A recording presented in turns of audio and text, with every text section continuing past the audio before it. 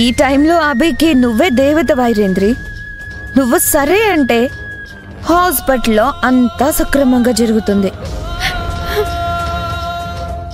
నువ్వు కాదంటే అక్కడొక ప్రాణం కాటికి వెళ్ళడానికి సిద్ధంగా ఉంటుంది. ఐరేంద్రి, నీకేమైనా కోపం ఉంటే నా మీద తీర్చుకో, అంతేకాని నా తండ్రి మీద చూపించకండి.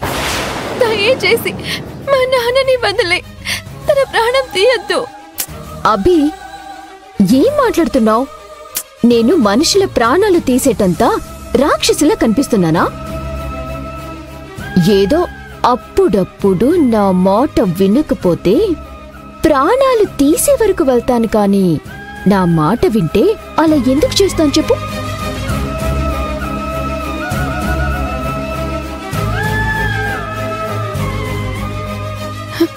నాకు అర్థమైందిలే.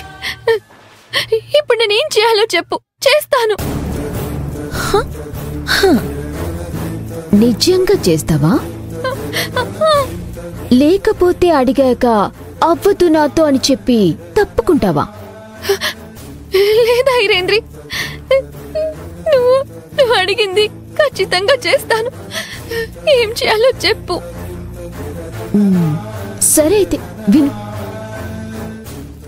నువ్వు ఈ ఇంట్లో నుంచి వెళ్ళిపోవాలి.